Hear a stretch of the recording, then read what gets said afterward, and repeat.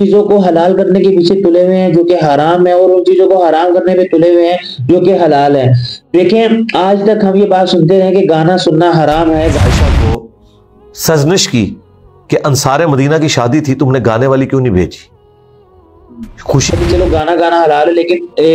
آلات کے ساتھ، دف کے ساتھ، ان چیزوں کے ساتھ گانا گانا حلال نہیں ہے۔ پھر یہ حدیث پیش کرتے ہیں دف والی کہ دیکھیں بھائی دف بھی بجانا حلال ہے،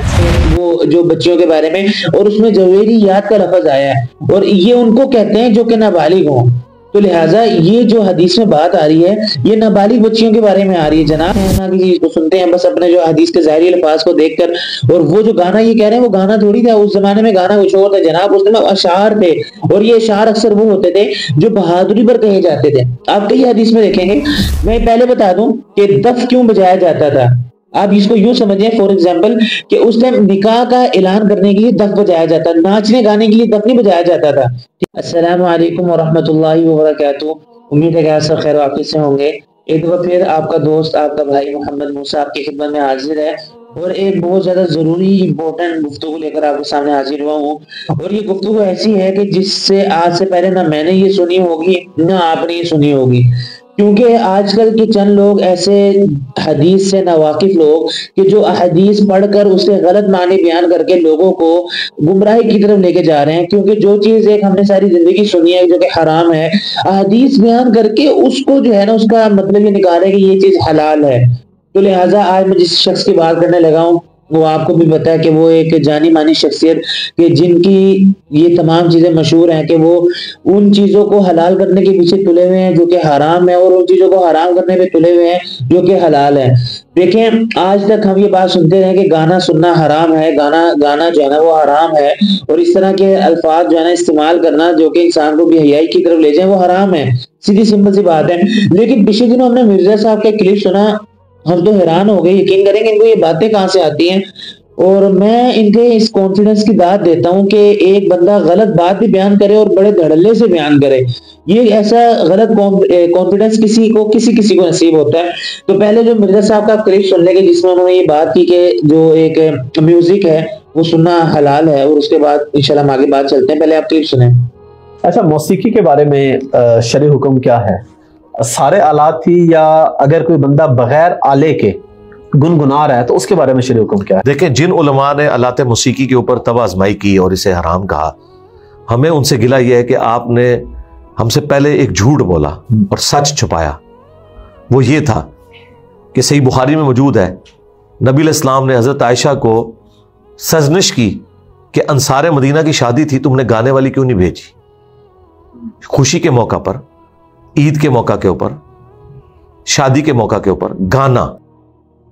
آپ نے کلپ سنا، مرزا صاحب واضح طور پہ بات کہہ رہے ہیں کہ بھائی حدیث میں آیا ہے کہ حضرت عائشہ رضی اللہ تعالیٰ عنہ والی حدیث پیش کرتے ہیں کہ اللہ کے نبی نے پوچھا کہ وہ لڑکیوں کو کیوں نہیں بھیجا، اور وہ گانے والی لڑکیاں تھیں، تو اس کے پتہ وہ کہتے ہیں بھائی گانا حلال ہے۔ اس کے بعد آگے وہ ایک اور اعتراض کرتے ہیں، چلو جی علماء نے کہتے ہیں چلو گانا گانا حلال ہے، لیکن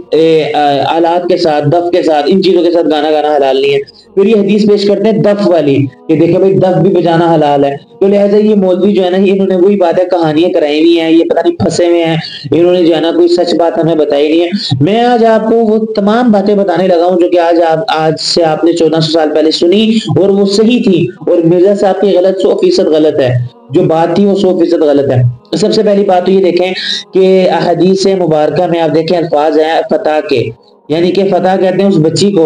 کہ جو بچی جو ہے نا بالغ نہیں ہوتی، نابالغ ہوتی ہے، اور یہ جو حدیث ہے یہ نابالغ بچی کے بارے میں ہے کہ نابالغ بچی جو اشعار کہے، اور وہ اشعار ایسے نہیں ہوتے کہ جو آج کل ہمارے زمانے میں پائے جاتے ہیں کہ جو باقاعدہ پریکٹس کے ساتھ اور باقاعدہ جو ہے نا اس میں ایسی باتیں ہوتی ہیں جو کہ انسان کو بھی حیائی کی طرف لے جائیں۔ تو لہٰذا ایسی باتیں تو کسی نے بھی منع نہیں کی، تو لہٰذا وہ ایک جو اشعار ہوتے تھے وہ بدیہی طور پر اشعار ہوتے تھے، وہ یہ نہیں ہوتا تھا کہ جس طرح آج کے آلاز اور ساز کے ساتھ بندہ ایک ترنم میں گائے، ایسی صورتحال نہیں ہوتی تھی۔ اور اچھا یہ حدیث میں نے مرزا صاحب نے جو پیش کی اس کی میں نے بات کی، ایک اور حدیث میں یہ بات آئی ہے کہ وہ جو بچیوں کے بارے میں، اور اس میں جویریات کا لفظ آیا ہے، اور یہ ان کو کہتے ہیں جو کہ نابالغ ہوں۔ تو لہٰذا یہ جو حدیث میں بات آ رہی ہے یہ نابالغ بچیوں کے بارے میں آ رہی ہے جناب، اور نابالغ بچیوں کا کہنا اور ان کے بارے میں جو الفاظ وہ کہتی ہیں وہ بالکل بے حیائی سے پاک اور بالکل ایک جو ہے نا بدیہی طور پر کہ اس ٹائم جو الفاظ وہ ارشاد فرماتے ہیں وہ سرور ہوتے ہیں۔ یہ نہیں ہے کہ جو آج کل کا جو میوزک ہے آپ اس کو اس حدیث سے آج کل کے بے حیائی والے میوزک کو اس حدیث کے ذریعے حلال کرنے پہ تلے ہوئے۔ خدا را آپ دوسری حدیثوں کو تو دیکھیں۔ اچھا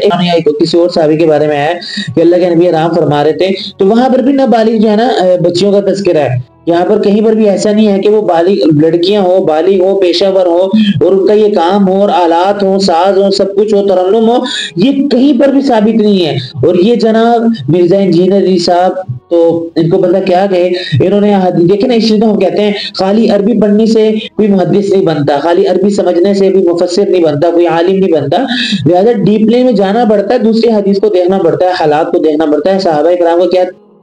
اس کے بارے میں کیا موقف ہے اور ان کی کیا رائے ہے اور انہوں نے کیا عمل کیا۔ یہ بندہ نہ کسی چیز کو دیکھتے ہیں نہ کسی چیز کو سنتے ہیں، بس اپنے جو حدیث کے ظاہری الفاظ کو دیکھ کر، اور وہ جو گانا یہ کہہ رہے ہیں وہ گانا تھوڑی تھا، اس زمانے میں گانا کچھ اور تھا جناب، اس میں اشعار تھے، اور یہ اشعار اکثر وہ ہوتے تھے جو بہادری پر کہے جاتے تھے۔ آپ کئی حدیث میں دیکھیں گے کہ اکثر عید کے موقع پر جو اشعار کہے گئے بچوں کی طرف سے وہ بہادری کے اشعار تھے، جو پہلے ان کی جو قوم تھی انہوں نے کہیں پر بہادری دکھائی تو انہوں نے وہ بہادری کے اشعار کہے۔ تو لہٰذا یہ بات یاد رکھیں کہ کہیں پر بھی یہ بات نہیں ہے کہ گانا حلال ہے، ٹھیک ہے۔ دوسری بات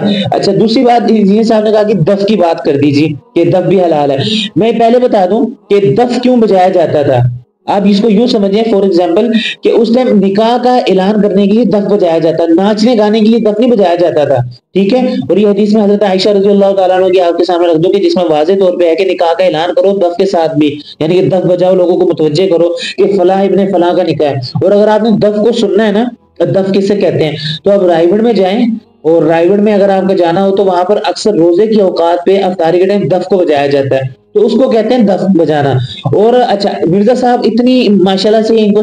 وہ نہیں ہے، تھوڑی سی سمجھ نہیں ہے کہ ڈھول اور ہوتا ہے دف اور ہوتا ہے، اور یہ اس کے ذریعے ڈھول کو حلال قرار دے رہے ہیں۔ میرے بھائی دف اور ہوتا ہے، ڈھول الگ ہوتا ہے، اور دف بھی چند شرائط کے ساتھ بجانا جائز ہے، پیشہ ور نہ ہو اور کسی بھی بے حیائی کی وجہ سے نہ بجایا جا رہا ہو اور کسی اچھی چیز کے لیے بجایا جا رہا ہو، نکاح کے لیے جمع کرنے کے، جس طرح روزے کے لیے، ان چیزوں کے لیے دف بجانا لوگوں کو متوجہ کرنے کے لیے، لہٰذا اس کے لیے آج کل ضرورت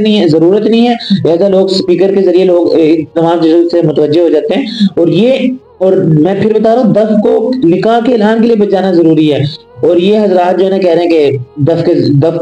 دف لوگوں کے سامنے ذکر کر رہے ہیں اور لوگ اس کو ڈھول سمجھتے ہیں، تو لوگوں نے چلو جی ڈھول بجانے کی بھی جو ہے نا اجازت مل گئی۔ تو میں آپ کو ایک بات بتا دوں، لوگ ویسی دین سے دور ہوتے جا رہے ہیں، خدا را ایسی باتیں نہ کریں کہ لوگ جو ہے نا جو چیزیں حرام کہیں بھی ہیں اور ان کو جو ہے نا حلال کرتے جا رہے ہیں۔ تو امید کرتا ہوں کہ تمام باتیں آپ کو سمجھ آ گئی ہیں، کہ آپ سمجھ گئے ہوں کہ بھائی حلال جو چیز ہے وہ حلال ہے اور جو گانا حرام ہے وہ حرام ہی ہے، چاہے جو مرضی ہو۔ لہٰذا ملتے ہیں انشاءاللہ نیکسٹ ویڈیو میں، اور آپ کو ویڈیو اچھی لگی ہوگی، اگلی ویڈیو تک کے لیے اجازت دیجیے گا، دعا میں یاد رکھیے گا۔ اللہ